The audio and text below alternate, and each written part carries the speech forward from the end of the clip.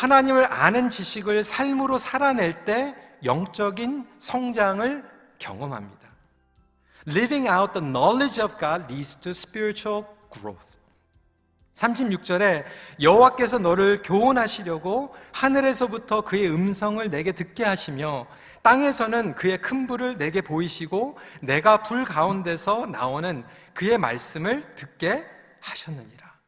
하나님께서는 이스라엘 백성들이 자신을 알 뿐만이 아니라 끊임없이 교훈하시고 음성을 듣게 하시고 움직여 나가시게 하는 것이 뜻입니다. 그래서 역동적인 신앙을 갖게 되는 법칙이 여기에 담겨져 있습니다. 여러분, 아는 것이 힘이라고 얘기했지만 구체적으로 더 나아가서 아는 것을 실천하는 것이 힘입니다.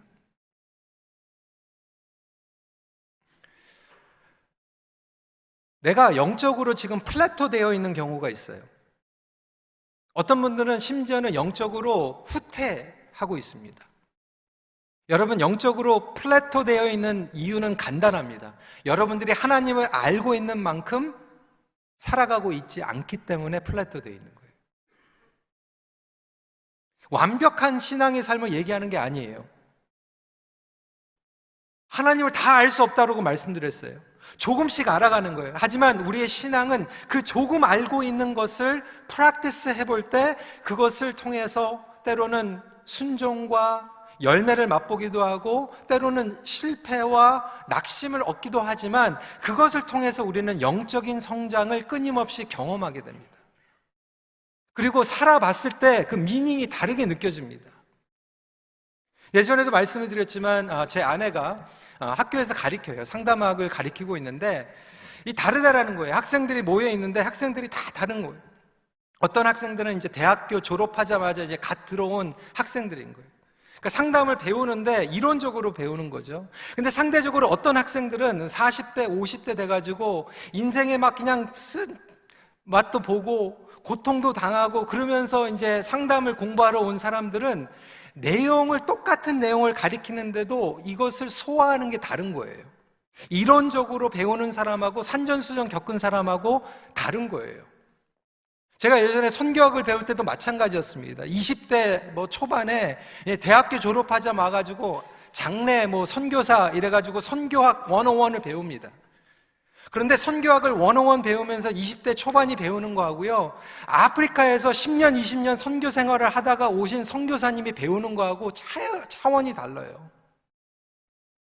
오늘도 마찬가지예요. 매주마다 설교 내용을 들으면서 이게 부르심의 삶인지 부으심의 삶인지 맨날 왜 이제 선교 얘기만 하냐라고 생각하면서 그냥 이것을 이론적으로만 다 듣고 월요일부터 토요일까지 전혀 상관이 없는 삶을 살아간다면 여러분들에게는 오늘 이 말씀도 그냥 이론이에요.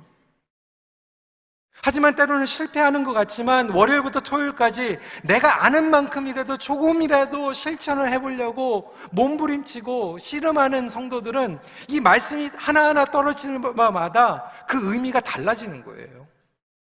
그리고 그분들은 영적으로 성장하게 됩니다. 그래서 아는 것이 힘이라고 얘기하지만 아는 것을 실천할 때 힘이 됩니다.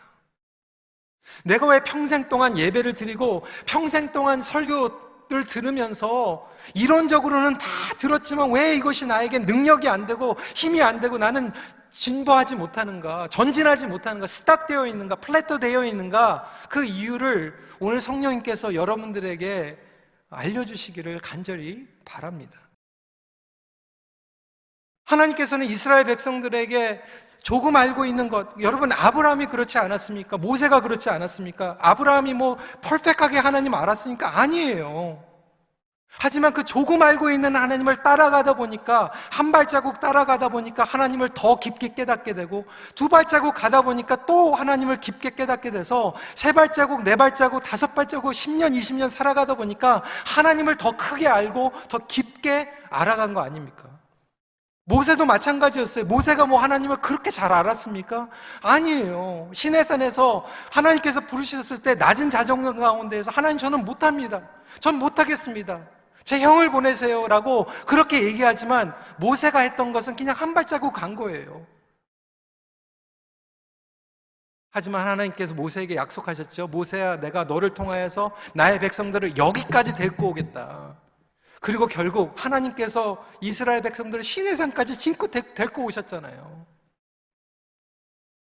그 하나님을 알게 됐을 때 모세는 더 큰 순종의 발걸음을 하게 되었던 것이죠.